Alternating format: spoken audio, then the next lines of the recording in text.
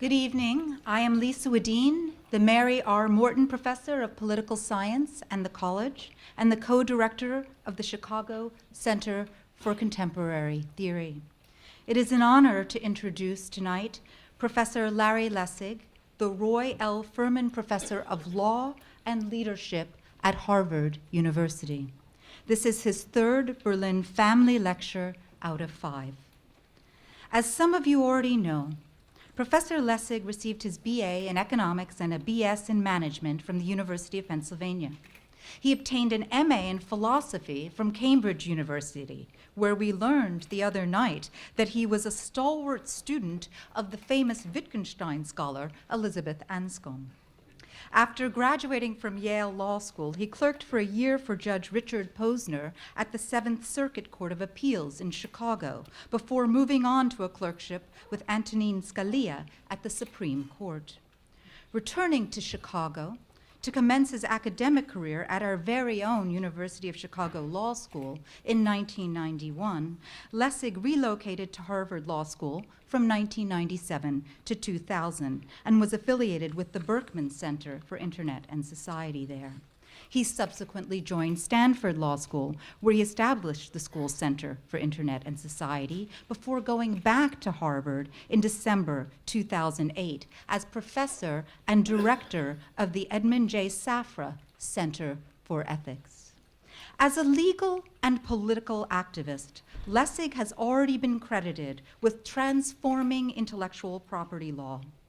Devoted to updating American copyright laws in the wake of digital era innovations, he co-founded Creative Commons in 2001, a nonprofit that provides people with legal means to counteract the control of movie studios, record labels, and large software makers. Lessig argued that these industry giants used copyright laws in ways that hampered creativity. He testified on behalf of Napster, the famous and now defunct peer-to-peer network, and he wrote a brief supporting distributors of a program that hacked the security code of DVDs.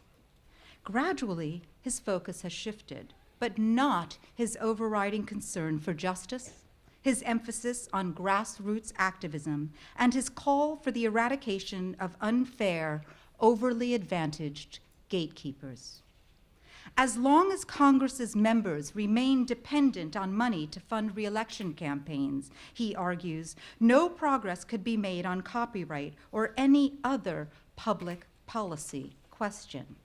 As he underscored in his first lecture, it isn't just esoteric areas like copyright, but also fundamental issues such as global warming and healthcare that are at stake.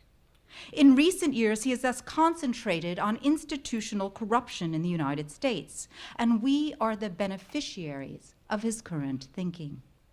As Jonathan Lear mentioned last week, Lessig is the author of the recent book, Republic, Lost: How Money Corrupts Congress and a Plan to Stop It, in which he advocates overhauling the way elections are funded so that candidates are not dependent on lobbyists and special interest groups. The institutionalization of extravagant giving. The ways in which revolving doors between public office and private sector jobs turn regulators into regulated and back again. The aspirations for advancement that encourage dependency more generally.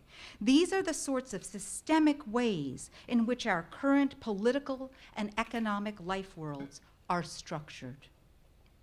Featured in the October 13th New Yorker of this year, Lessig has also launched a counterintuitive experiment, the Mayday PAC, a political action committee that spends millions of dollars in an attempt to elect congressional candidates intent on passing campaign finance reform. I know you don't like that term, and to defeat those who are not intent on doing so. Mayday, as described by the New Yorker, is, quote, a super PAC designed to drive its own species into extinction, unquote. And Lessig knowingly encourages concerned citizens to embrace the irony and give. I knew about the super PAC, but I didn't know until I read the New Yorker piece that Lessig was so famous, even years ago, that his character was featured on the hit television show, The West Wing, advising a foreign government on its constitution. Lessig was played by the actor Christopher Lloyd, the inventor in Back to the Future movies, and Uncle Fester in the Addams Family ones. Tonight's lecture seems to conjoin Lessig's older and newer interests, bringing a concern with institutional corruption into conversation with his abiding knowledge of media matters. Or that's my guess. In any case, you are, as am I, on dramatic tenterhooks. So without further ado, please join me in welcoming back Professor Lawrence Lessig.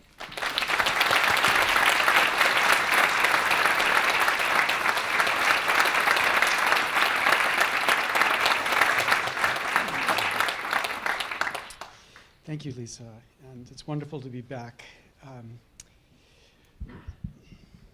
This afternoon I was checking the Twitter feed and I saw this tweet. The lecture on media tonight in Chicago might be a bit depressing without a mention of Cenk Uygur and the Young Turks, so I've mentioned them and now it won't be quite as depressing.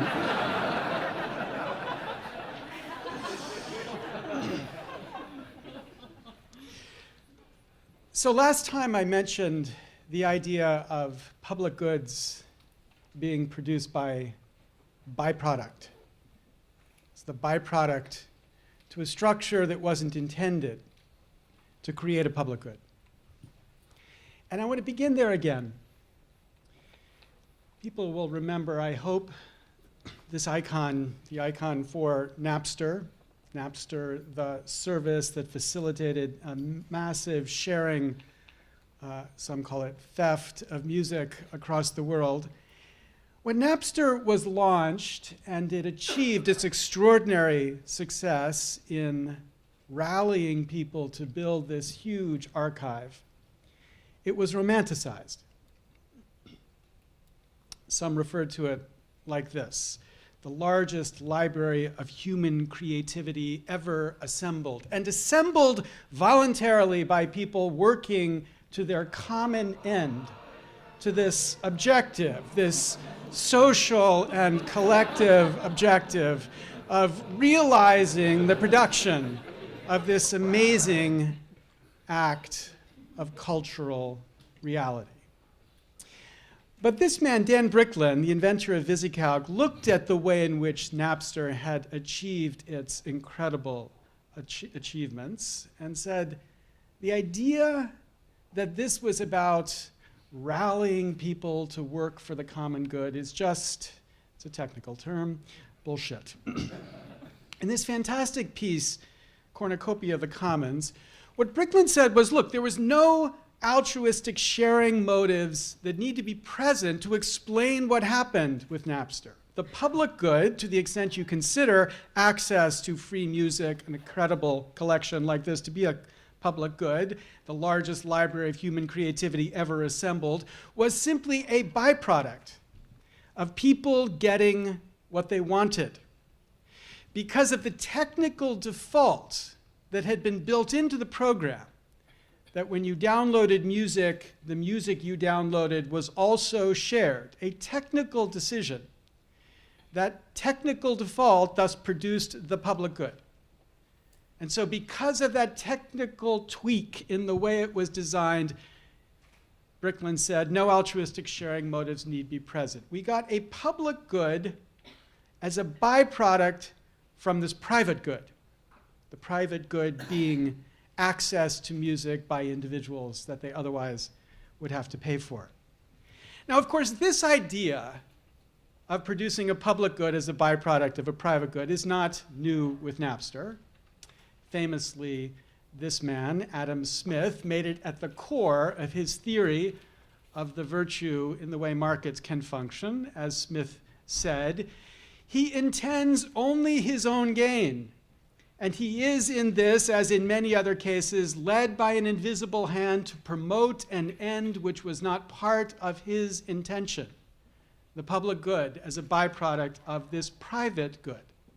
But in this case, what's striking is that the private good facilitates a public good through not an invisible hand, but through code, through technology. The distinctive feature of the way Napster worked is that the instrument here to facilitate this public good was technology, was this code, was this sense of architecting the platform to produce the public good. The public good, as a byproduct of private good, was a function of the design.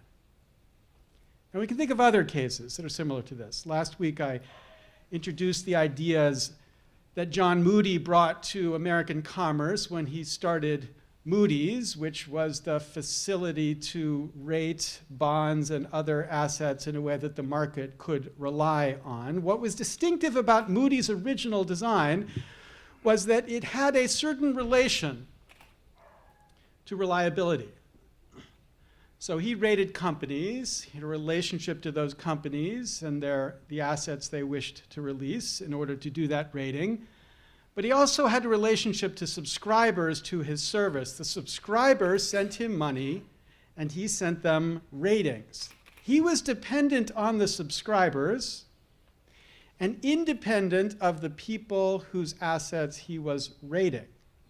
So he was dependent on many different people and therefore vulnerable to none. And it created in this way incentives for independence, and that independence produces the public good of ratings we can rely upon. Again, a public good is a byproduct of a private good. And then very similarly, you can think about this man, SS or Sam McClure, perhaps the most important innovator in journalism in the last century. He created McClure's magazine, a magazine which inspired people like Ida Tarbells and Lincoln Steffens and Ray Standard Baker and William Allen White to launch a project of investigative journalism, which really changed the way journalism would interact with the government and powerful private actors. Now, this too was facilitated by a certain change in technology, a change in the way in which lithographs could be produced, radical drop in the cost of this technology, making it possible for middle-class people to afford to buy this magazine, and thus developing, growing, feeding this incredible demand for what were perceived to be the facts about these important public institutions. Critically understood to be nonpartisan in the sense that they would attack labor as strongly as they would attack capital, and they were critically not afraid to matter politically. This incredible book by Doris Kearns Goodwin describes the way in which McClure's would enter into political contests. So Steffens' lengthy analysis appeared in the midst of Tom Johnson's uphill campaign for a third term as mayor. The well-documented and admiring portrait of Johnson's tenure, one observer noted, appeared just in the nick of time to turn the tide. The reform mayor won re-election with the largest margin he ever achieved, and attributed much of his success to Steffens. My feeling for you, my dear old fellow, Johnson wrote to the reporter, is stronger than that of blood. They were willing to decide to engage in a way that mattered, because why should they fear mattering in the elections? If what they said was true, if it was responsive, then it would produce this public good.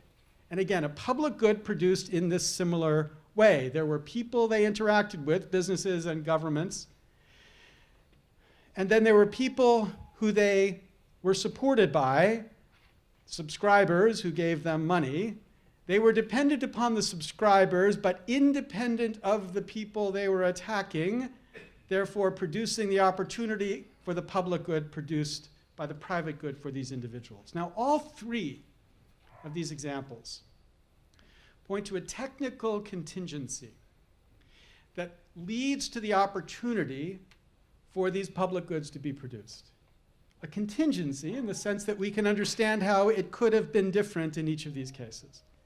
And it leads us to ask, for each of these cases, and as I'll talk about media more generally, how much of the inspiration that we see in these cases, again, evoked by sounds like this, versus self-interest is needed to explain the public good that was deployed. That's different from saying, how much inspiration was there? Who knows whether Sam McClure was deeply motivated by the public good or the private good? Who cares? Same with John Moody. That's not the point. The point is to explain what they produced. How much do we need to rely on the conception of the inspiration versus the self-interest? And if the self-interest in these cases is not going to be enough, how can we change it? Can we complement it through deployment of norms? Now, we've seen that dynamic already in a couple cases. Let me make it clear by one more example. In the early days of the net, when the browsers were first bouncing around, there was a need to limit the number of open windows your browser would have connecting to a particular server. The reason for that need was that there was a capacity problem. It overburdened the servers if you had too many windows open. But in that stage of the development of the web, there was no technical way to do that. There was no way for the web standards to assure that browsers didn't open multiple 10 or 20 or 30 different connections in order to facilitate much faster service for those browsers. So they had no technical way to do it, and they achieved a solution then through the development of certain norms among browser producers. And the norms were expressed in very normative terms. So as described in one technical document, clients that use persistent connections should limit the number of simultaneous connections. They need to capitalize because norms aren't normal in the context of technical documents like this. So emphasizing the way in which a developer needed to respect the understanding of what the community as a whole would require. Now, to develop these norms is not simple, because norms are a collective good. If everyone within a community doesn't respect them, then one particular person respecting them is not going to produce the norm, is not going to produce the good. So somehow you have to facilitate the collective understanding. You can't just stipulate it, you must engender it. But the point to see is the way they function here as gap fillers, kind of putty, blocking the cold air in a log cabin, because the incentives alone will not be enough in many of the contexts we're looking at, and these norms complement them to facilitate the public good that otherwise would not be produced. Okay, that's the background. We're going to talk about media. And by media, I want to focus on what we think of as journalism. And when we think about journalism, we think we have certain clear ideals about what journalism is supposed to be, and it makes it easy then for us to think about institutional corruption in relation to those ideals. As I've defined institutional corruption, that is an influence within an economy of influence that weakens the effectiveness of an institution, especially by weakening the public trust of this institution. And I've said the effectiveness is measured relative to a purpose, and I suggest we start with a sense of the purpose of journalism. And in its simplest characterization, we say the purpose is to be independent in producing the knowledge that's necessary for citizens to do their duty as citizens in engaging in political and social matters. And as I've described independence so far, one way to understand that is to say not improperly dependent, meaning not dependent on the wrong things. And in this context, we can identify what the modern conception of independence here is. To be improperly dependent would be, for example, to be dependent on government.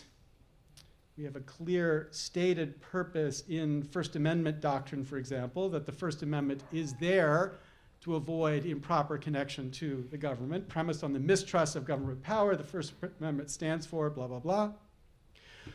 Or number two, we can say an improper dependence would be an improper dependence on commerce. So in February 2010, GQ published this cover to cover this story. This is a story about cell phones, and whether cell phones are hazardous to your health. These microwave emitting devices, which you put right against your head, is there any reason to be worried about them? And you can get the sense of what the article was trying to argue by the one graphic right at the beginning of the article. So pretty clear it was an article that was critical of cell phones or the unregulated use of cell phones, especially by children. Now, I had relied on that article and other research in writing my book, Republic Lost. And when I was shopping the book, I went to a publisher and I met with the editors and I talked about the research in the book. And I talked about that article in particular. And the editor said, oh my gosh, I know about that article. I was at GQ. He said, yeah, we had to fight for a year to be allowed to publish that article, because we were told by the cell phone companies we would have no advertisement from cell phone manufacturers at all if we published that article. So there's a dependence. The kind of dependence that we have the intuition is the improper dependence for something we call journalism. Or an improper dependence on partisanship. What Democrats say Fox News is subject to, what Republicans say MSNBC is subject to, an improper focus or sensitivity to partisan interests as opposed to an interest related to the facts. All three of these ideals are at the core of what we think of as an independent journalist. But what's striking is to recognize how all three are completely modern in the conception of what journalism is. Think first about government.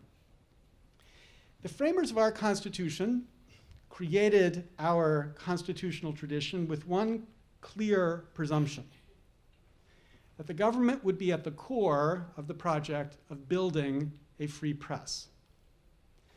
As Robert McChesney and John Nichols describe in their book, The Death and Life of American Journalism, there was no notion in the early republic, not a single solitary voice anywhere, that the press should be left to the market and that commercial auspices could effectively and efficiently guide journalism as long as the heavy hand of the state remained out of the way.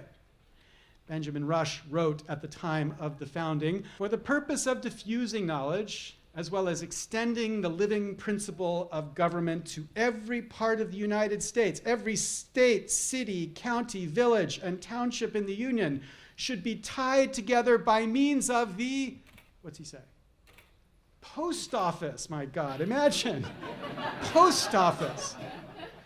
It should be a constant injunction to the postmasters to convey newspapers free of charge for postage. They are not only the vehicles of knowledge and intelligence, but the sentinels of the liberties of our country. The post office was the central government enterprise of the founding government. In 1831, 75% of government employees were postal workers. In 1860, 80% were postal workers.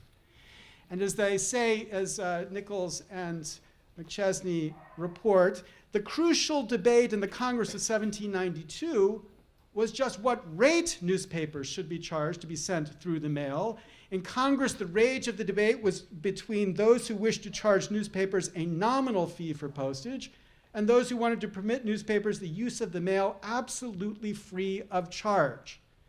All assumed it would be subsidized. No one doubted the government would play a huge role in making sure it was cheap to spread this information. The only question was just how cheap. Now, people could look at that and say, yeah, but newspapers are viewpoint neutral. There's no effort by the government to pick one newspaper over another. But it wasn't just viewpoint neutral interventions which the framers engaged in. Most newspapers were funded by political parties and depended on government printing contracts in order to keep their rates very low. So again, McChesney and Nichols. These subsidies were consciously understood as an express method to generate a broad and well-funded press, as well as to support political allies. These were viewpoint-based subsidies of political speech. As Paul Starr put it in a writing just published this year, the subsidies of the partisan press were in fact subsidies for political campaigns. Newspapers in the early republic were the main way in which parties communicated with their members and the public at large. It was on the basis of that subsidized politics that democratic debate developed in the United States. There is simply no basis to the idea that the founders would have disapproved of subsidized speech. Many of them were instrumental in creating the subsidies, and if the politics of the new nation had not been subsidized, the public would have been the poorer for it. There was a massive intervention by the government with newspapers, and that intervention had an effect. It produced an extraordinary number of newspapers. As they described, prior to the 20th century, it was not uncommon for a single newspaper to have a circulation, prior to the 20th century, it was uncommon for a single newspaper to have a circulation surpassing even 10% of a community's population in a major city. Even smaller towns, say Erie, Pennsylvania, or Evansville, Indiana, averaged 4 or 5 daily newspapers each during this period. If you approached New York newsstand in 1924 hoping to catch up with the latest details of the three-way race for the presidency between Coolidge, David, and La Follette, you could choose from 15 seriously competing English language dailies. So here's what's bizarre about the framers. The framers had a fierce public debate about whether it was constitutional to build public roads. Many thought it wasn't constitutional for the government to spend its money to build public roads. Yet there was no real debate on the government's role in building information roads, information superhighways. This was a critical function of knitting together the early nation. So the idea that journalism or newspapers were separate from the government is an idea that we have created, not an idea given to us by them. Or think about the idea that papers would be nonpartisan. Well, again, most of these papers were purely partisan. And not just about elections. This is what we miss. Not just about who should be elected, but they were partisan policy organs. They were used to describe and educate people, the political public, about political ideas. It was to explain to the Federalists how Federalists should think about the problems related to federalism, not just so that Federalists could be elected, but so that the ideals of federalism could be developed in a public and open way through the debate of these many, many different sources of authority. And then finally, the idea that this is separate from commerce. Well, partisanship was the commerce. It was the essence of what these papers lived on. There was no separation between commerce and this objective. Both the readers and the subsidy were essential to the business model. They drove the business model of these early newspapers. So the framers gave us a conception of journalism. They gave us a conception of the freedom of the press. And by the press, they were thinking about this, but they were not thinking about the New York Times or anything like the New York Times. If you want the equivalent of the press that the framers were focused on, it is the blog, not the Times.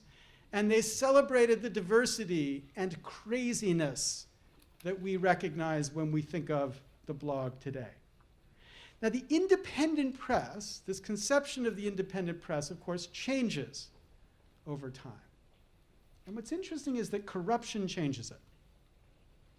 By the late 19th century, the progressives have begun to be incredibly skeptical of party, because party itself had been corrupted. Both Democrats and Republicans seemed to the progressives more like the corporate party than the Democratic Party or the Republican Party. Rutherford Burchard Hayes wrote this: "This is a government of the people, by the people, and for the people no longer. It is a government by the corporations, of the corporations, and for the corporations." Just beginning to express the sentiment that politics had lost its way in representing people and had become captured by the corrupting influence of money. So the progressives wanted to find a way around the political party. And in Robert Post's really incredible account of the history of this thought, Post describes the way in which the progressives believed that in the objective of representing the people, America moved through a series of stages of understanding. The people were first represented by the elites. That's the founding period, where the presumption was through the process of election, we would find the very best people to rise to the top and to lead us. And then when that was challenged by the Jacksonians and other clearer Democrats, instead of the elites, the idea was that the parties would represent us. National parties with clear ideological positions that people could rally around and use as a way to orient political debate.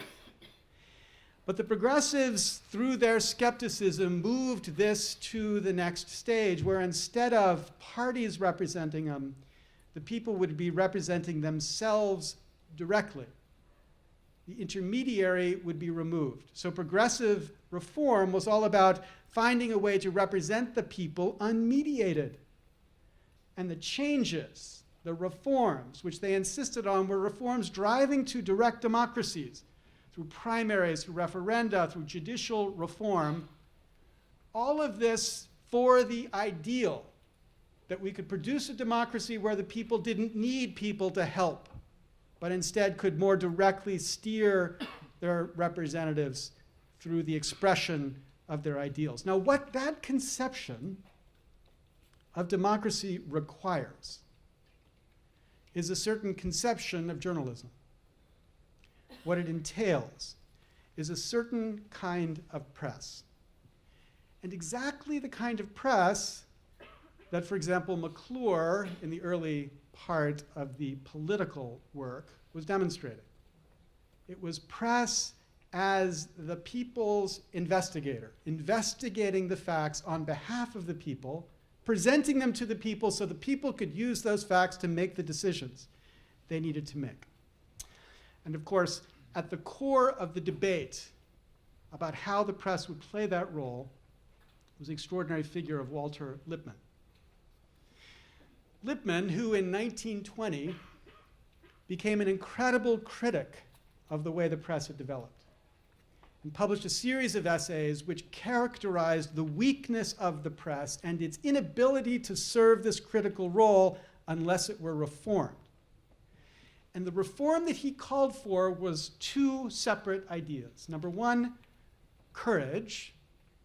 The journalists would have the courage to provide a check on government, as Lippmann said, especially in matters of foreign affairs, where the track record is one of extraordinary lying with disastrous consequences. That's 1920, not 2014. So courage, number one, and number two, this conception of professionalism. Journalists as professionals. And what professionals do is seek objective, as in nonpartisan, as in anti-spin understandings of the way the world is, the way business is, the way government is, the way labor is. And as he looked around in 1920, that's not what then there was. As he describes, the work of reporters has thus become confused with the work of preachers, revivalists, prophets, and agitators. The current theory of American newspaperdom is that an abstraction like the truth and a grace like fairness must be sacrificed whenever anyone thinks the necessities of civilization require the sacrifice.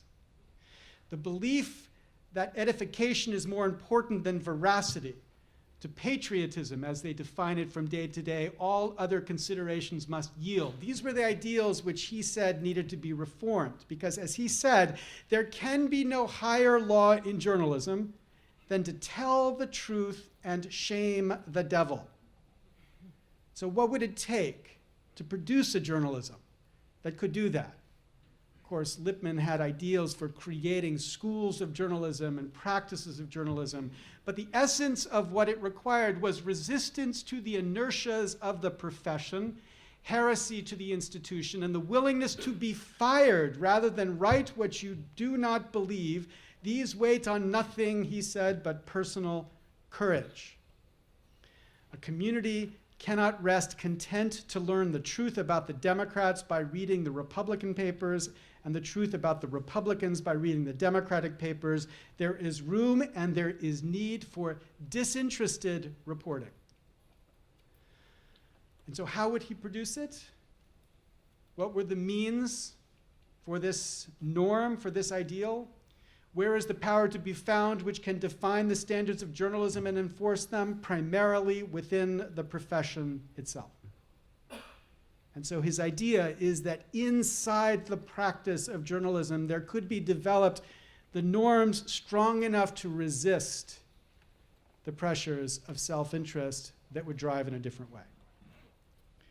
But here's the question I want to ask now, 90 years after Lippmann set these ideals.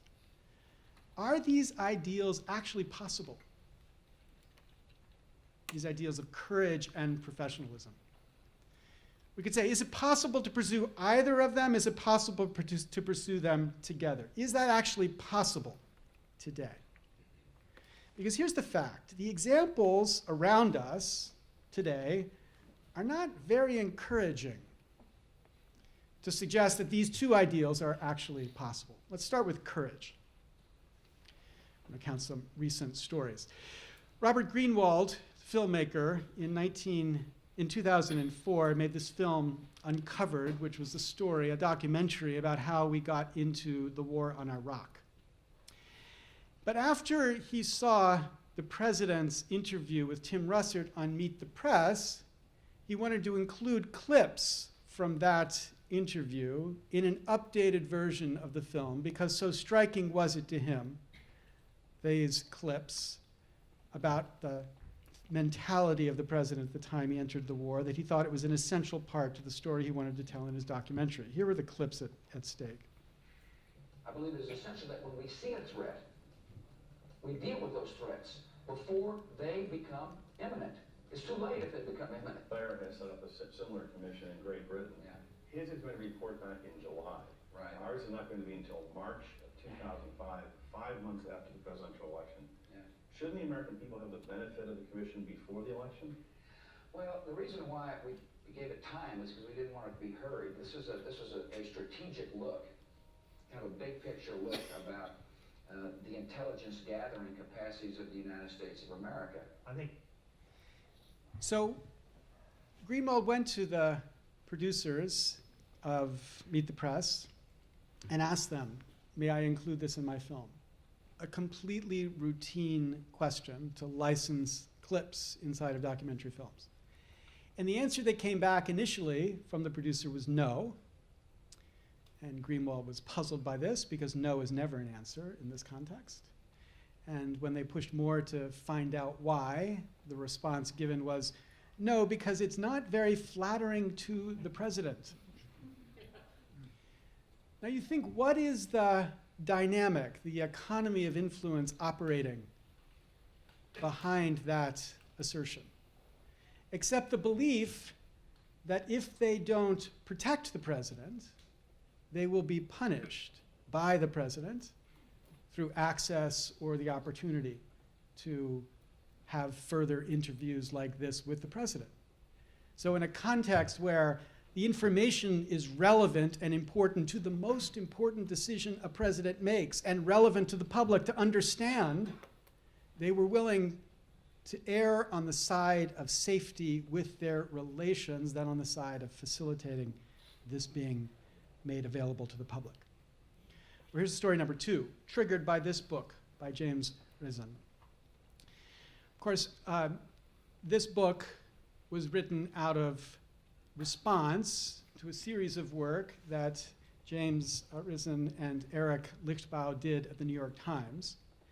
In 2005, before the book came out, the New York Times published this article: Bush lets U.S. spy on callers without courts.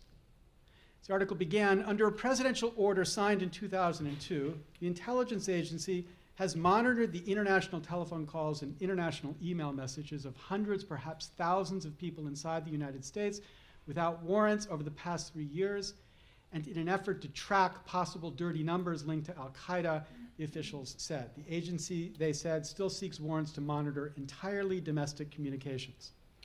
And then they characterized this change in the policy of the government as this is really a sea change, said a former senior official who specializes in national security law. It's almost a mainstay of this country that the NSA only does foreign searches. Okay, now what's striking about that article is that it was published in 2005. Because as the article explains, it actually could have been published much earlier. As the article says, the White House asked the New York Times not to publish this article, arguing that it could jeopardize continuing investigations and alert would-be terrorists that they might be under scrutiny. All those terrorists who would not imagine they would be under scrutiny might be cued in by this article. After meeting with senior officials, administration officials, to hear their concerns, the newspaper delayed publication for a year to conduct additional reporting. Some information that administration officials argued could be useful to terrorists has been omitted. Now, the reporters involved in this process were not quite as sanguine about this year as the passage from that essay suggests. Lichtbau wrote this piece in Slate describing exactly what it was like to be a reporter who for 13 months was held off in publicizing one of the Bush administration's biggest secrets. And many believed that but for the threat to publish this book, the Times would never have published that article.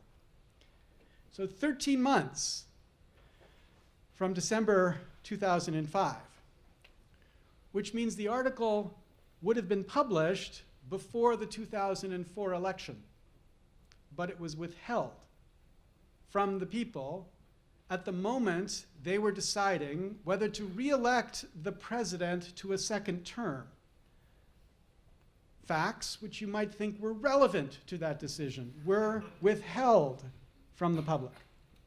Because as one article put it from a reporter inside of the Times, it was viewed to be too political for a newspaper to publish.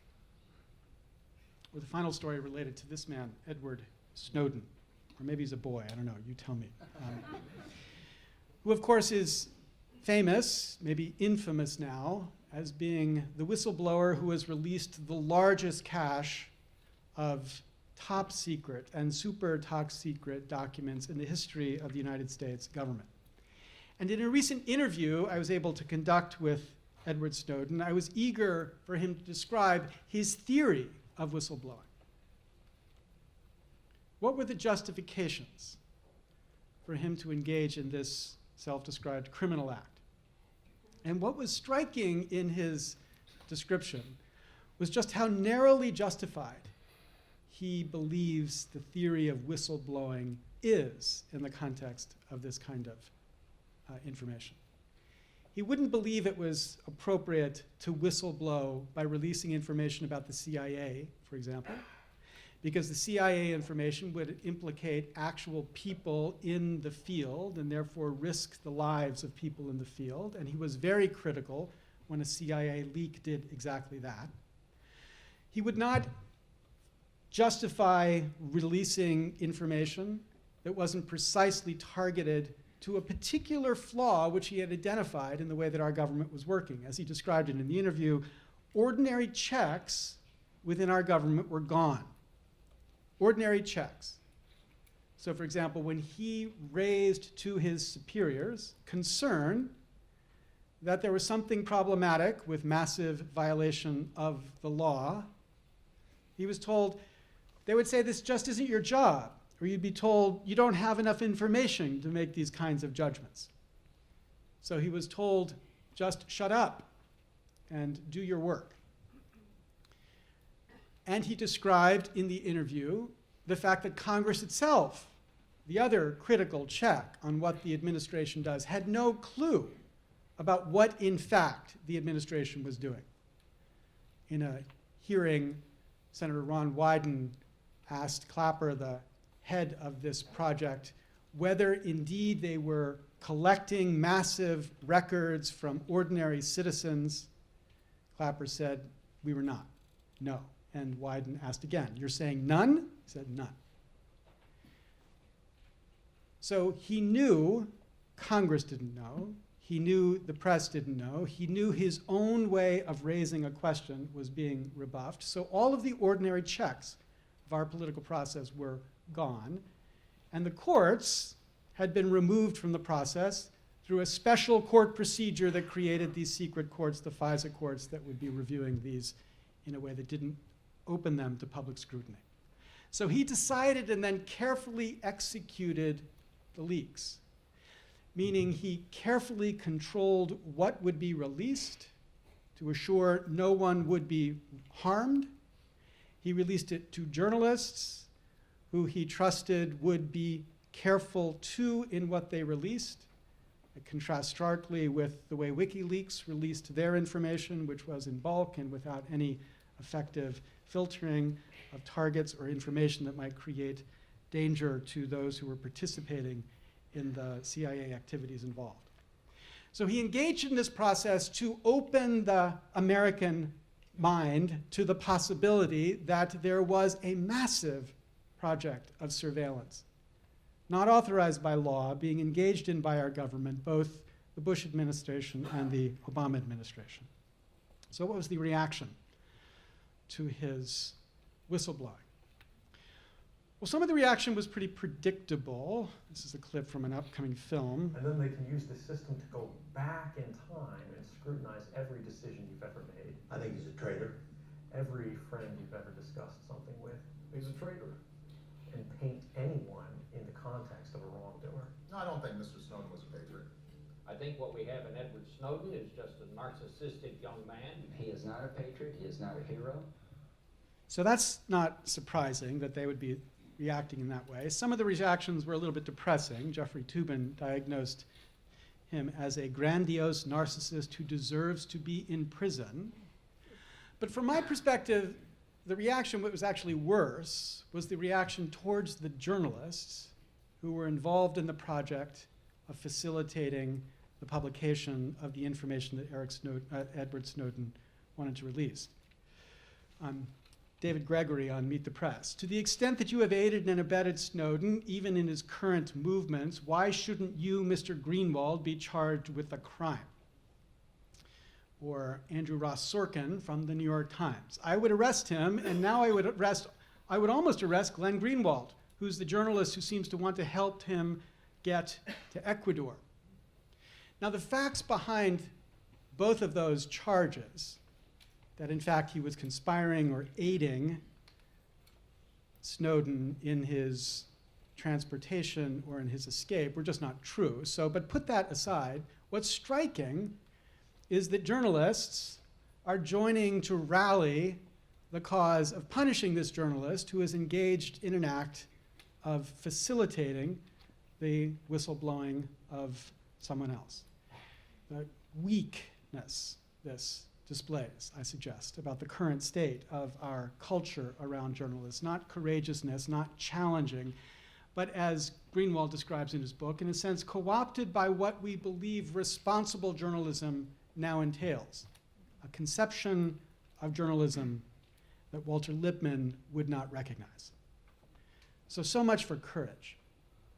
Let's think a little bit about Lippmann's conception of professional. What does it mean to say journalists should not be partisan or should not appear partisan?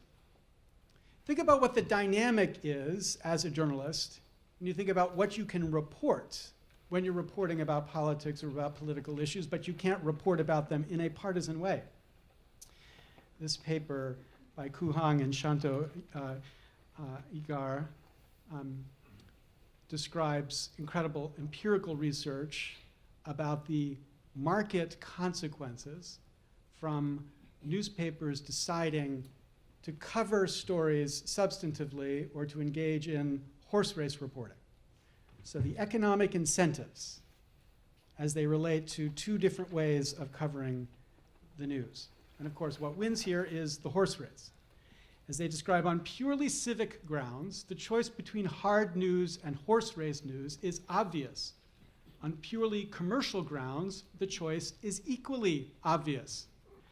voters find news reports on any aspect of campaign strategy more interesting than news coverage of the issues, the general disutility of issue-oriented news thus presents a profound disconnect between the theory and practice of election journalism. Few scholars would disagree that issue-oriented news is an essential ingredient of serious journalism. However, our results suggest that an all-issues news outlet is unlikely to survive past the first issue. And then it's related to the objectivity point. On the other hand, the objectivity of the horse race reports, because of course they are objective. This person is ahead by 6 points, or this person has raised $2 million. Coupled with some chronicle or built-in association between opinion polls and the image of politicians and political parties as insincere and self-interested actors, triggers the release of cynicism in the audience for horse race news. So the point is, to seem nonpartisan is simplest when you engage in a certain kind of substantive reporting, the horse race reporting, the scandal reporting, the he said, she said reporting. This is what the drive towards professionalism has evolved into. The drive towards objectivity here has evolved into. The objective of not seeming political, which increasingly means irrelevance, to the project of helping the citizen actually understand the substantive issues at stake in any political election. So my point is that these two ideals of courage and professionalism, as they now exist, have failed to achieve at least the objective that Lippmann said they would achieve. Okay, their failure may be a byproduct of something fundamental about the way our news has developed. We have a conception of the purpose of journalism. That purpose has suffered a significant change through the fragmentation of the market of media. In 1969, Spiro Agnew gave a speech where he could say at least 40 million Americans every night, so that's 20% of America, watch the network news. According to a Harris Polls and other studies, for millions of Americans, the networks are the sole source of national and world news. In 1977, 90% of Americans were watching the three networks. That's where they got their information. But of course, since the early 80s, as this graph describes, there's been a dramatic fall in network access. So the dark bars are network access. Large rise in cable access, that's the white bars, and the solid line is the number of channels available on average on these cable services. So that now there are more than 340 national cable news shows, which means that the audience available for any of these shows is tiny compared to the audience that was available for the national programs before the rise of cable. And the fear, of course, of many is that the increasing segmentation, as one author puts it, of audiences denies nation states a means with which to promote social integration and a sense of common purpose. Okay, but the point I want you to recognize is that what this is not something new. What this is the same as it ever was, at least if you think beyond the 20th century. Because of course, the history of culture, the history of access to information has been a history of decentralized access until the magic of the 20th century, when technology produced the broadcast, which for much of the 20th century was concentrated and wide so that most of an audience saw a very few number of broadcasts. And decentralized production of this information is suggested by some, and this is the question that troubles us, to polarize the communities within which it is developed. Just this week, Pew released an incredible study of polarization for political speech. Some really amazing findings. First of all, for consistent liberals versus consistent conservatives, there's a radical difference in the news sources that these individuals have. Conservatives have one dominant news source. 47% say Fox News is the one main news source. Liberals break that up. CNN, MSNBC, NPR, the New York Times. Just as interesting, when they're looking at social media, conservatives are more likely to talk to other conservatives. 2/3 say their close friends share their views on government and politics. But liberals are more likely to defriend or to block someone who disagrees with their views about politics. 4 in 10 consistent liberals on Facebook say they have blocked or defriended someone on social media because they disagreed with something that person posted about politics.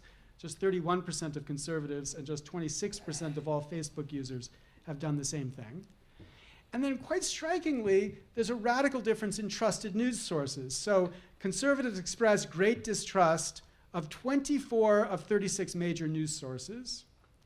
At the same time, 88% express trust for Fox News. Liberals express more trust than distrust of 28 of the 36 news outlets, NPR, PBS, and BBC, the most trusted for news sources for consistent liberals. And then finally, on the array of attitudes from consistent liberal, mostly liberal mix, mostly conservative to consistent conservative, it's the extremes who play the most dominant role in directing or intervening in conversations in the context of social media. And that dynamic leads people to wonder whether this change is related. So these are two overlays of attitudes around issues by Democrats and Republicans. That's 1994, that's 1999, there's 2004, 2011, and 2014. As you see the polarization manifest itself. And more strikingly, of course, people have often commented that the most polarized are a minority. Most Americans are actually not in this polarized force, but over time we see that the number of consistently liberal or consistently conservative individuals is going up. Now, I don't think we have the data to say that media causes this, but the question is, how does it contribute to it? Because this fragmentation plus polarization suggests a certain business model for media.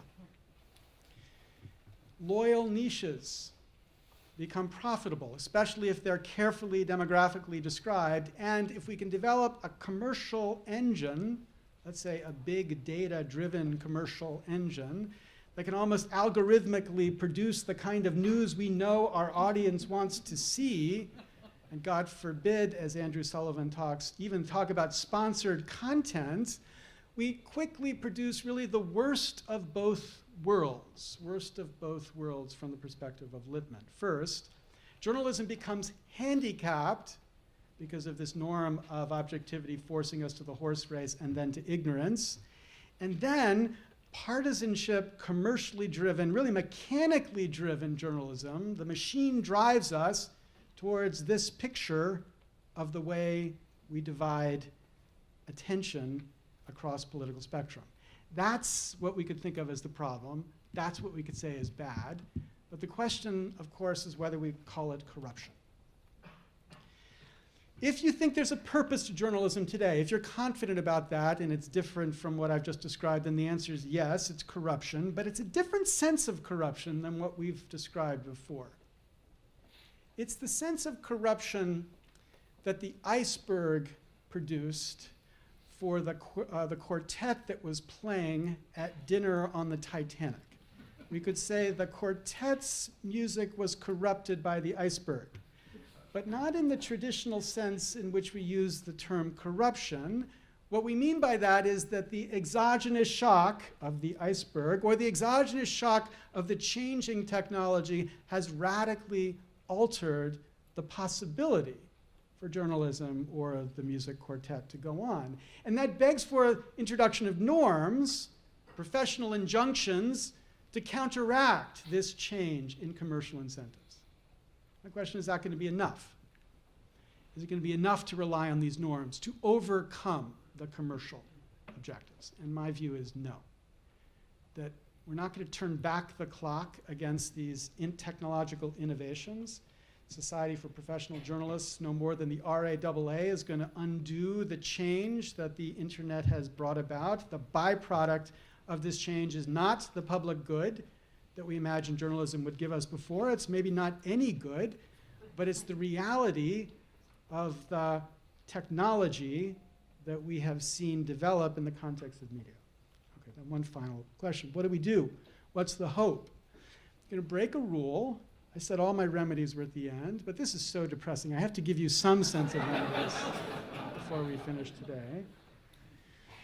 And the remedies are pretty clear. Whether they're possible or not, I can't say. The first is to think about ways to insulate financially journalism.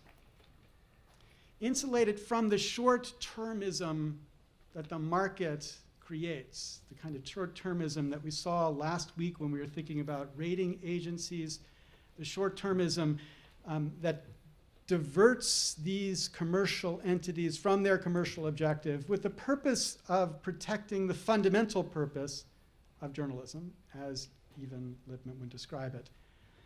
And to do that, we could think about funding them differently. So, of course, we've seen nonprofit organizations like ProPublica supports nonprofit investigative journalism that then is made available to other commercial outlets. We could think about organizing journalism differently. So McChesney and Nichols attribute much of the change in journalism to the way in which they are corporately organized. The big change came in the late 70s and 1980s when large corporate change accelerated the long-term trend to gobble up daily newspapers. As David Simon puts it, when locally based family-owned newspapers were consolidated into publicly owned newspaper chains, an essential trust between journalism and the community served was betrayed. And then finally, we can think about regulating them differently. Rather than just for-profit corporations, there's a big push to these B corporations, corporations that can set a public purpose, and then the board be tied to maintaining the commitment to that public purpose, financial concerns being second to that. So this is a way to think about financially securing, through different types of subsidies, the kind of role that journalism might play. And secondly, we can think about norms and how norms might be reformed. And I don't mean this kind of Soviet sense of norms. I mean a smaller, more humble sense of norms here. So I'm going to describe three. The first reform sounds Soviet, but it's not, because solidarity was not Soviet. But the point is, the first reform is a certain kind of solidarity that we must develop here for journalists, solidarity for journalists, to recognize the incredibly difficult place journalists have in the current culture of information production. They are, in my view, the kind of meat packers of our time. Dangerous work, weak legal protection, radically underpaid, especially those who facilitate or engage in what we think of as professional whistleblowing. That's what the best investigative journalists are. Just imagine how hard that is. And when you see how hard that is, you understand your objective to support it, at least by giving it the respect that this type of hard work deserves. And in that sense, I think it's really quite a disgrace that those around the Snowden work would not offer that respect until the Pulitzer Committee gave them that respect. So that's the first reform. The second reform is that we need to encourage crazy within journalism. Seymour Hersh puts it like this: we've got to start promoting editors that you can't control. The troublemakers right now don't get promoted, Hersh puts it. Instead, chicken shit editors and journalists are ruining the profession because the overreaching mentality is not to dare to be an outsider. But then the norm to counter this is to encourage the journalist as the outsider and to question and criticize the compliant, the professionally compliant journalist. And then reform number three, certainly the most controversial. I think we have to relax about partisanship. We have to let Fox be Fox, or what I want is MSNBC to be Fox. We have to facilitate outlets that rally understanding about political matters among the people. Outlets that help people understand, here's what we believe and why. This is why this is a good idea. And to encourage that openly. So that instead of pretending that we're engaging in fair and balanced reporting, we acknowledge, here's who we are, here's what we believe, and here's why you should believe with us. Now, the reaction to that, of course, is appropriately, I can't get the font large enough, but that's, you get the idea. The pushback is, understanding? What are you talking about, understanding? There's no understanding produced by this kind of journalism right now. You'll throw up reports like this, the study that shows watching Fox News actually makes you stupid, a study I'm sure many of you know about, many more than know about the fact that it was a totally fake study that was published and reported across the internet, demonstrating that Fox News viewers are stupid. It was fabricated. And yet, of course, the news process didn't suss out that it was fabricated. Now, I think it is true to say that the current way in which we see this journalism informing or not informing us is troubling. In the polling that we're doing around the issues of money and politics, we find among conservatives, when we ask the question of whether they believe that the work that the Koch brothers have done is good for the democracy or not, the standard response among conservatives is, who are the Kochs? Who are the Koch brothers? And the reason is Fox News never talks about the Koch brothers. So they actually have no exposure to this problem at all. And so that is a problem, I concede, but here's where I think there's room for optimism. It's just possible that this problem is just temporary. And there are two things I'd point to suggest that the problem of us consuming this partisan news in the way we consume it right now is just temporary. First, there's work that reacts to the position taken by my friend Cass Sunstein in this book, Republic.com, and in many other writings, that argues that what the internet is doing is putting us into ideological silos and isolating us and reinforcing the partisanship. But this really incredible empirical work, again, fortunately, in time for this lecture, published just last week, draws that into doubt in a really powerful way, as they conclude in this work, contrary to the growing body of work that suggests that the internet functions as an echo chamber where citizens are primarily exposed to like-minded political views, my findings demonstrate that most social media users receive information from a diversity of viewpoints. By developing a new method that allows me to estimate dynamic ideological positions of social media users and those in their communication networks, I've provided empirical evidence from a panel design showing that exposure to political diversity on social media has a positive effect on political moderation and that it reduces mass political polarization. And the dynamic is something like this. If you're in these networks, while you might be associating with people at your own extremes, you are also exposed to lots of ideas that are not at your extremes. And the mere fact that you hear someone say, global warming might be true, makes you wonder, well, maybe it is true. I mean, I don't really know. I mean, all my friends say it's not true, but maybe it is true. And the mere fact of that exposure, which these networks are increasingly making possible, is a dynamic that makes the polarization shrink. And that empirical idea confirms what for a lawyer is the only real proof, an anecdote which I'm going to share in conclusion of this talk. So when I was a kid, I was obsessed with the Soviet Union. I wasn't a communist, just in case anybody's wondering, but I was obsessed with the Soviet Union. I traveled there in 1982 at the age of 20. And I was traveling through the Soviet Union, and I was on a train from St. Petersburg to Moscow. And on this train, there was a man in my compartment who spoke perfect English. Wherever I went, there was also always a person who happened to be right there who spoke perfect English. And he was a professor at a university in St. Petersburg. And he said to me, the Soviet Union has a stronger free speech tradition than the United States. And I laughed, and I said, what could you possibly mean by that? And he said, well, in the United States, you wake up, and you read the newspaper, the New York Times or the Wall Street Journal, and you think you know the truth. But here in the Soviet Union, we know everybody is lying to us. So we have to read 7 or 8 newspapers and triangulate on the truth. And that process, he said, makes us more critical thinkers and actually gives us a better connection to the truth and an understanding of what free speech would be.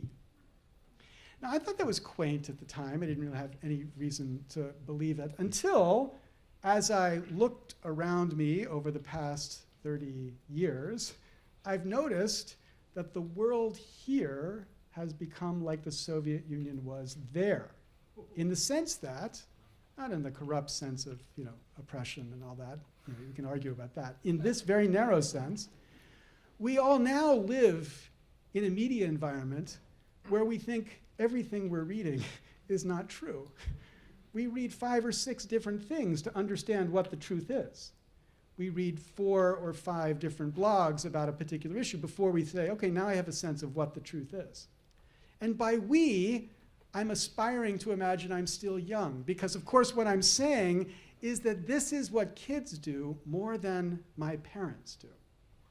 My father receives a crazy email from some conservative email list telling him that Barack Obama has taken $40 billion and hidden it in the Cayman Islands, and he knows that's true. Why? Because somebody wrote it in an email and sent it to him. Of course it must be true. But no kid receiving something like that today has that reaction. Instead, the kids are increasingly developing a recognition of the need to triangulate in this sense. And the hypothesis I'm putting out, really, without confidence, but as hope, is that as we yield to the inevitable pressure to drive towards the increasingly polarized and partisan media that we see we are developing, there's a sense that we could react. It's just possible that we could react. That we could live in a media environment today that's actually like most of media was for most of human history. It's at least possible that we could do that. Okay, so media corruption, I think it's more the disruption. And if the cornucopia teaches us something, if we don't need heroes to produce good, that's what the cornucopia of the commons teaches us. We don't need corruption to produce bad. And what we need to do is to understand where the incentives leave us, the dynamic, the economy of influence leaves us, and then to find a way to build on top of that. But build with humility and with recognition of the limits to the power of norms, complementing the underlying structure of incentives, and with the hopefulness, recognizing the resilience of us to develop and respond to these environments of information in ways that gets us what we need. And I hope we recognize we need a way to govern ourselves again. Thank you very much.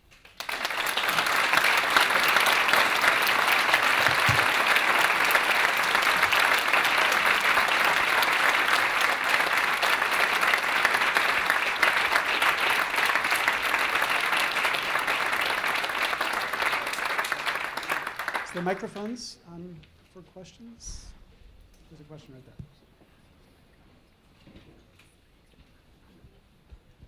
Thank you very much for an excellent talk. I guess my question relates to professionalism in the media, and I'm wondering, one of the things that bothers, I think, a lot of us is in a lot of news reports you get this he said, she said dynamic with regard to experts. So outside experts are brought in, Professor A says this, Professor B says that, and I'm torn because we obviously want academics and scholars and people, and intellectuals to be part of this discourse, but on the other hand, they're so often misrepresented.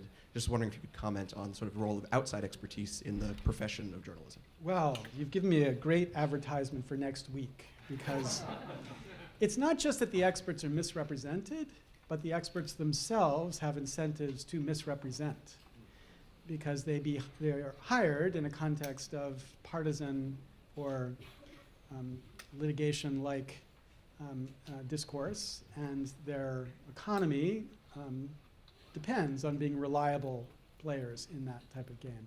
So again, this is the reality of the way in which free speech functions in the context of this today. We could say, could we resist it by banning this kind of engagement?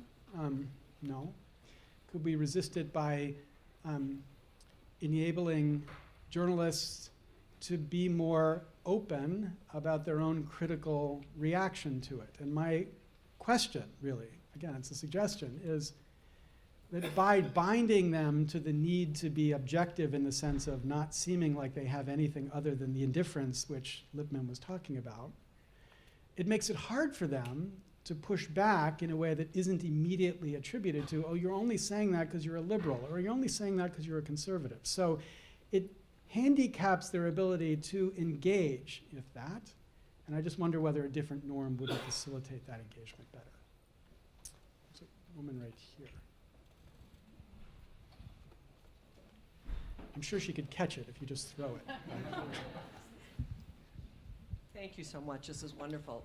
As a political activist, I've been that all my life. I am really discouraged, and particularly in Chicago, where we have lost all of our mainstream papers, and they are very, very biased. And the Sun-Times is a perfect example of what happened when the reporter had the courage to say what he thought about an endorsement, and then, of course, was demoted and then resigned. That's what I'm concerned about. But I had this, what I call a brilliant idea listening to you. I was thinking that, you'll love this, that the Mayday PAC would be a perfect source to have courage and professionalism and in some way to get the truth out. I've been waiting for someone to be non-biased in the mainstream media, not MSNBC, and really, really talk about what the facts, like you're saying. So Mayday PAC could be redirected. Well, I hope we don't have to be redirected, because that sounds like we didn't succeed.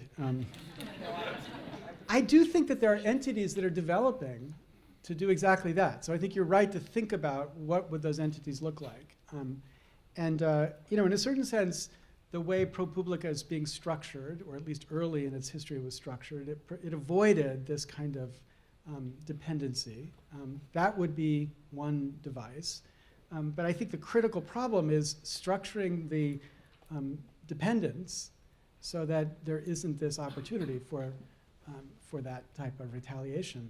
Now, recognize, this might sound inconsistent to say that on the one hand that I want something like ProPublica, which stands independent of these types of forces, but on the other hand, I want to say we should encourage and allow lots of diverse political. And the reason these two can go together is that the function ProPublica is playing, the kind of information function, the investigative information function, conceptually is separate from the rhetorical or the partisan function. And to the extent we can provide both in this space, where there's endless opportunity to collect and to spread, given the infrastructure of the internet, I think that complements each other and makes it possible for information to actually be developed and used in a way that could actually inform and engage people who are using this media. Thank you. Yes, sir. Just FYI, Citizen 4, the Snowden movie, is going to be showing at the Landmark Theater on North of Diversity, starting on Friday. But one thing I noticed missing in your discussion here, given your comments about Lippmann in 1920 and then the Bush clip, is the word propaganda. So my question to you is, when Bernays was involved in ginning up the propaganda, getting America into World War I, was Lippmann referring to him as part of that process? Yeah, I think that you're right. I mean, he has a whole chunk that tries to characterize the work of many of these journalists as nothing more than just mouthpieces for the government and therefore propaganda. And not just, the book that then was published collecting all of his essays has the incredible analysis of the New York Times reporting on the Soviet Union and the development of the Soviet Union and demonstrating the way in which there was exactly that kind of reluctance to pierce propaganda in that context. And I think it's true, that's got to be the objective, to avoid playing the role of this kind of propaganda.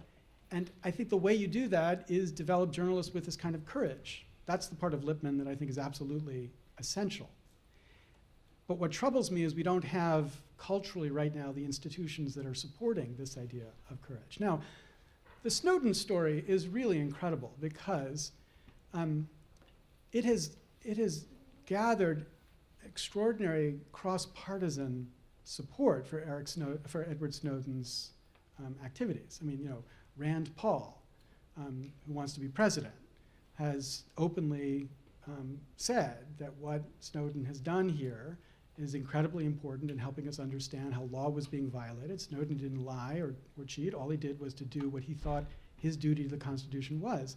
And you have liberals and libertarians, at least, joining together to create an environment where other people like Snowden could believe that there was a reason to be honest about what's going on inside the government. And that's kind of, I guess I'm surprised by that.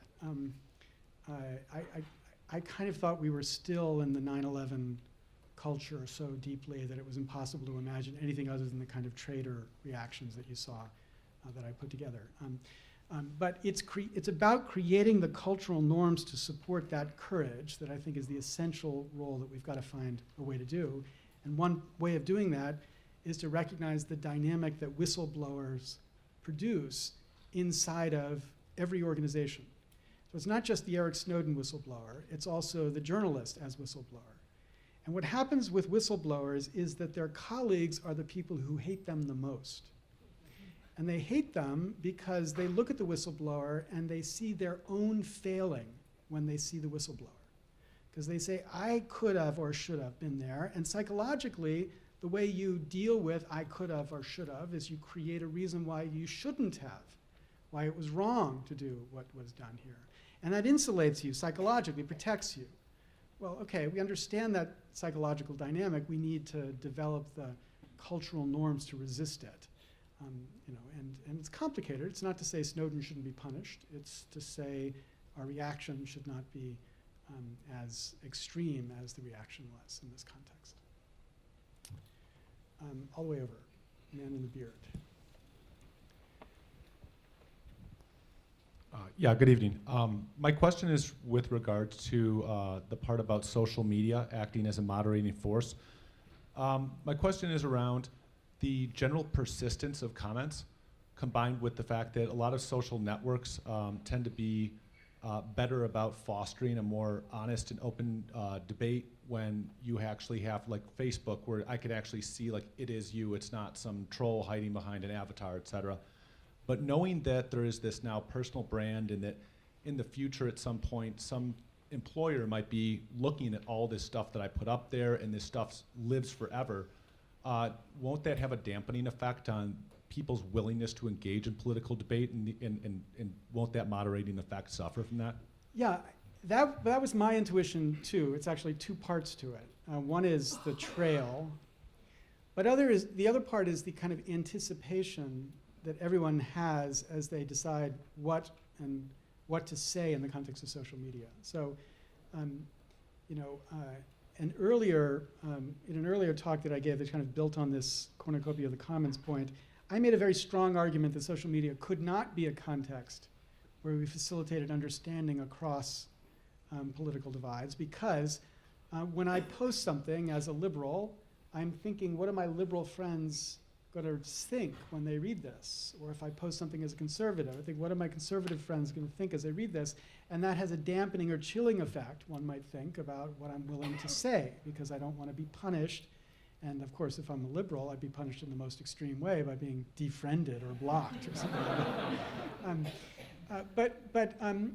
So that suggests one technical innovation. You know, the Germans have caused all sorts of headaches for these technological companies because of the constitutional right to be forgotten, the right that people have, even that true facts no longer haunt them after a certain period of time. So, for example, you commit murder in Germany, you go to jail, you serve your time, you get out of jail. After a certain point of time, it's not permitted for a newspaper, for example, to say that 25 years ago you committed a murder. They can't say that because you have a right to have that part of your history forgotten. And as people begin to extend that into the context of network, of course that's really hard to figure out how you do that just for Germans in the context of the network, but it reacts to this intuition I think you have, that at a certain point we should be allowed to escape our past. Of course, that was the whole genre of huge chunk of 19th century literature, was like the freedom to escape, to move on and not be tied to who you were. So I think we'll see that technically developing in response to this legal push. But the dynamic that's being described in this paper doesn't really have a lot to do with what you are saying as much as what you are exposed to. And so if you're in these news feeds that are giving you some mix and you're exposed in a way that lets you see things differently just because of that consumption, that might shift your ultimate view about which way to go. Now, it's one paper, and there's others that have suggested this, but with not with this kind of empirical support. And the way I'm explaining it, I really think it's generational. I don't necessarily think that this is going to help us for the next 10 years. But it's a way to understand what the ultimate reaction needs to be if, in fact, this is the way in which we can learn to evolve to this medium. Right there. Thanks. I was wondering if you could comment a little on the dynamic between a sort of state-owned or state-influenced institution like the BBC and how that relates to the kind of other side, like an owner like Rupert Murdoch or that sort of thing, and how that would play off given what you've said about courage and professionalism. Right. So it's important to recognize that there's no category state-owned that's informative without talking about the norms that exist within that state-owned institution. And of course, even the BBC has had an interesting history about the norms of independence of the BBC from attitudes of the government and the ability to publish facts about or talk about facts about the government. So I wouldn't describe them as stellar examples of this kind of independence across their history. But one thing that's very dramatic in the context of the BBC is that because of their market dominance, at least in the political space in Britain, nobody can afford not to engage with them, which gives reporters in that context incredible power because they can really hold a politician's feet to the fire and force the politician to answer questions without fear of consequence to the institution because, what are you going to do? Not talk to the BBC? I mean, that's just not going to happen in Britain, right? And that dynamic doesn't exist in the United States. That was the point of the story about Uncovered. There's this constant fear that you no longer get called on or no longer get to come or no longer get to be on the bus or no longer, so all this kind of dynamic of punishment and reward as a way to create a docile press around you is a dynamic of the United States. And I don't know if you remember, I think it was the 2008 election where an Irish reporter, a woman, was interviewing the president. And I think we watched it and we were kind of astonished that, Obama as candidate, we were astonished that somebody would actually treat a politician with such an aggressive and direct manner of questioning, like interrupting, forcing him to actually answer the question. No, you didn't answer that question. This is what you ought to be doing. And then you sit back and you think, well, isn't that the way it's supposed to be? Isn't that the way it should always be? Why do they get away with it without having it like that, except for the dynamic that I'm describing and the norm that develops that, you don't shame your fellow newsperson because your fellow newsperson hasn't been courageous enough to ask the hard question here. So this difference is an important, this structural difference is an important, I think, factor that relates to this. We don't know enough to say cause and effect, but this certainly relates to it. And it's one of the counterintuitive features of competition. Like you increase competition, you weaken the opportunity for courage in this context because the consequence of increased competition is it's easier to be punished in a really dramatic way, and that means that fewer people are willing to be courageous. Yes, sir. And then we'll continue.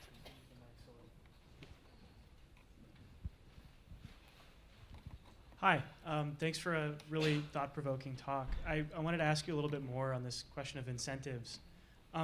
You had called for advocating this journalist as the outsider, while simultaneously you were asking for a journalism that was maybe more of a part of the party machine, of a party machine.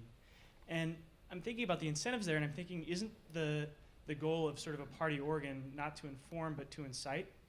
And a related question is, I'm thinking about people who are connected as journalists not to a party organ but directly to members.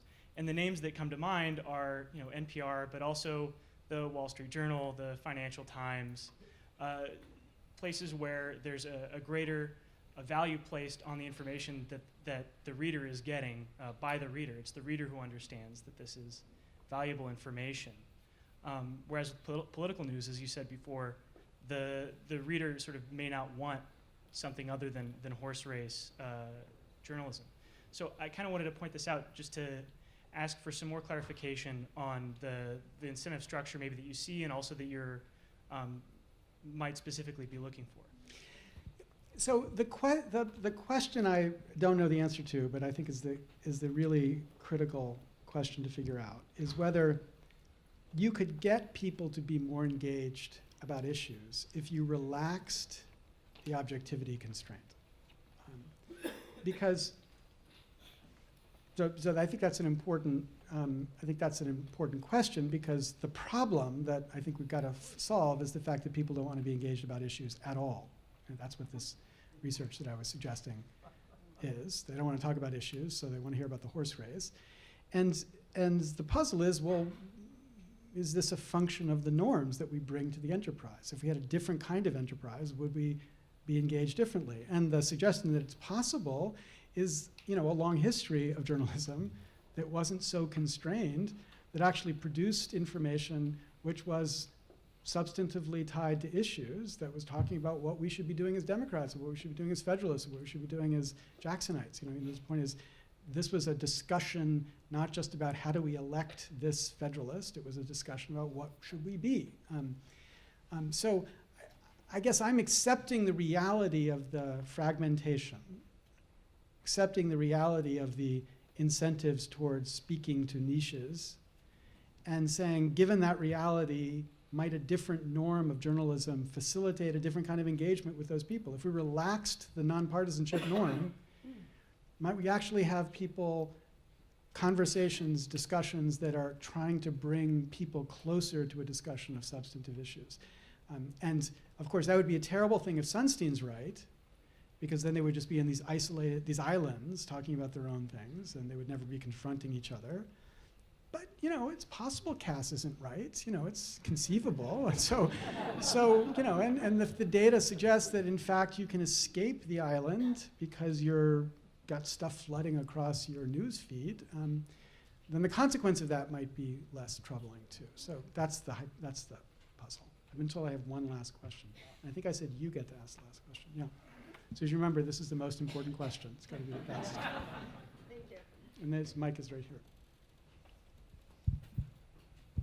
Thank you for the lovely talk too. Thank you. My question has to do more with the global world and with journalists that lose their lives or their freedom because they are journalists that want to write the truth. Couldn't that happen here? Well, Thank you. Yeah, so, when I talked about journalists as the meat packers of our time, obviously part of what I was thinking about is journalists who are in places where their act of journalism leads to them being beheaded, or their act of journalism leads to them being locked up in jails or disappearing. Think of a Russian journalist. The number of Russian journalists who've been killed is really astonishing. So yes, in that sense, I think this is a problem globally. Do I worry that they'll be taken out here too? I guess betraying my embrace of non-conspiracy theories of the world, I guess I don't really worry the CIA is going to take someone out here. I don't know what happens at the local level. Things are more complicated at the local level.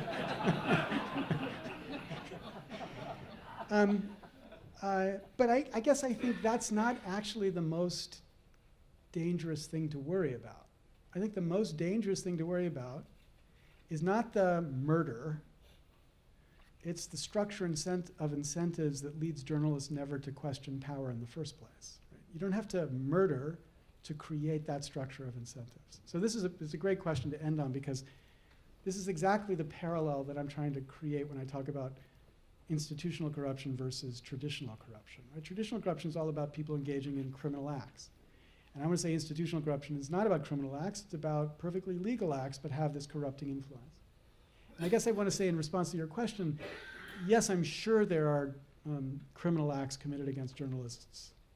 But the more systemically dangerous corruption to worry about is the way in which we set up these systems where journalists don't feel the moral obligation to be courageous, and they are constrained by the normative constraint of, quote, professionalism, not to actually do what we need journalists to do, which is to help us understand politics and political questions in a way that advances the democracy. And that problem, I think, is pervasive, even if nobody is ever killed. Great, thank you. Thank you very much.